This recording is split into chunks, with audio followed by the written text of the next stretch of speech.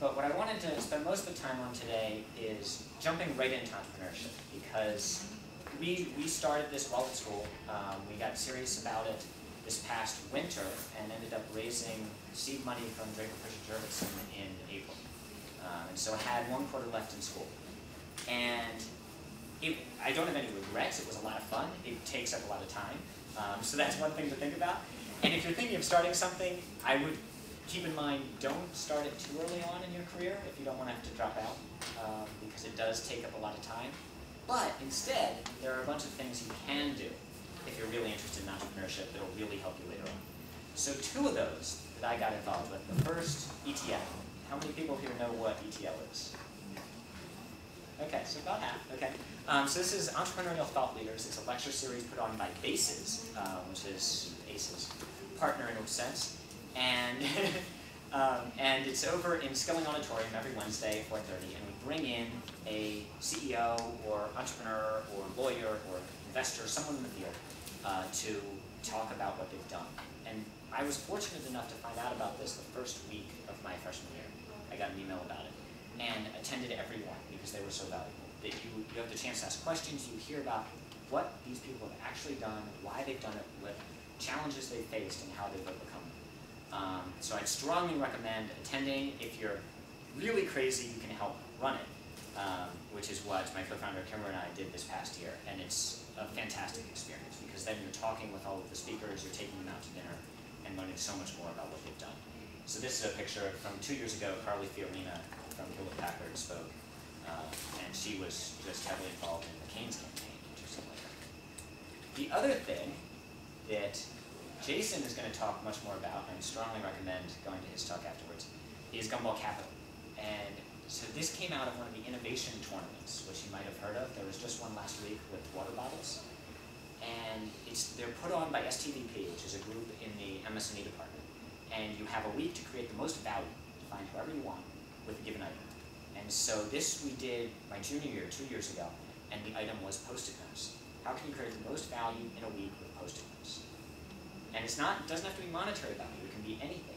It could be creative value. It could be fun, whatever you have in mind. But the reason this was so important was that you get to work on a team with people, a really dedicated team. And so it started from with three. And over the course of the week, we grew the team to 30 people in 5 days. We spent probably 70 hours working on this. We turned Twain into basically our command center. And there was always someone there. We would have meetings from midnight to 5 a.m. every day because those were the only times everyone was free. And it sounds absolutely crazy, but it's the most fun imaginable because you're working with all these people who are completely dedicated to the same project.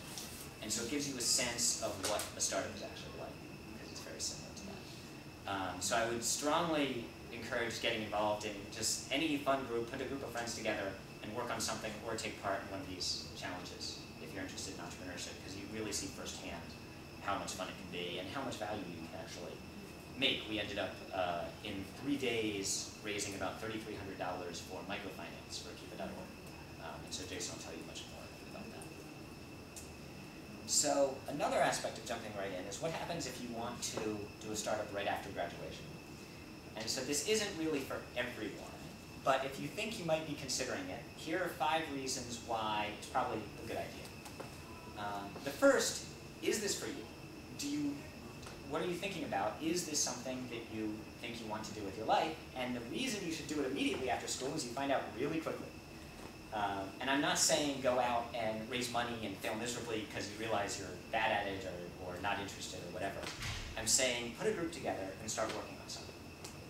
And do it junior year, do it really any year of school, and just work together with this group on one project and see how you like it. Make all the decisions, try to figure out what you're going to do, chart your path, build it, do marketing. Involve yourself in every different aspect because that's what starting a company is like, is really having a taste of every single side, finance, tax law, everything. So that's the first reason. Next. Very important, you have credibility. And this might seem weird, but as a Stanford student, you have a lot more credibility than you will 2 years after you graduate. And so you can, right now, email a lot of people around here, or really around the country, no matter what field you're interested in, and meet with them and learn from what they've done. And the same thing with investors. You can talk with them and have meetings with them because you're a Stanford student. And so it sounds terrible in some way, but it can really help you better understand what people are looking for and what they've done and how they've succeeded or perhaps failed, if that might be the case. So that's one thing to keep in mind that you don't really think about, and you realize after a little bit of leaving school that you sort of lose that student advantage. That you can no longer say, oh, I'm just trying to learn and help. Next, you have a ton of fantastic resources. Obviously, ACES puts on these events, BASES does ETL. STVP is a department or sort of group within the management science department that does a program called the Mayfield Fellows. And so if you're interested in entrepreneurship, I would definitely check that out. It's basically 12 students, 9 months. You take classes that are just those students, and then you have an internship over the summer. And it's a fantastic experience, meeting all these other people that are really passionate about startups.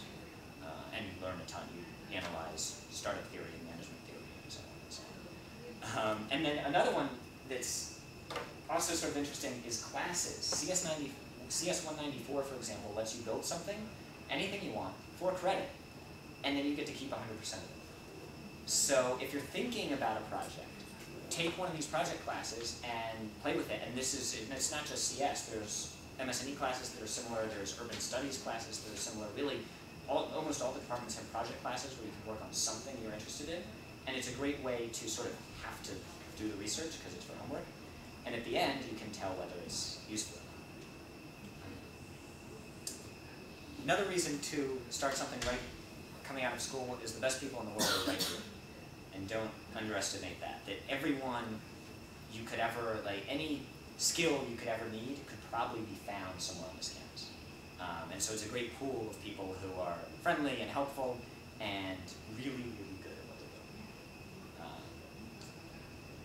And so that's what we found our team is, as I said, mostly Stanford. We have Carnegie Mellon guy. Really, the top schools are very similar, but it just helps because you can reach out to these people and know them here. And then finally, biggest reason is you have nothing to lose, which is why you should do it. No one really cares what your first job out of school was, and if you build something and it doesn't work out, it's actually better than not having done it at all.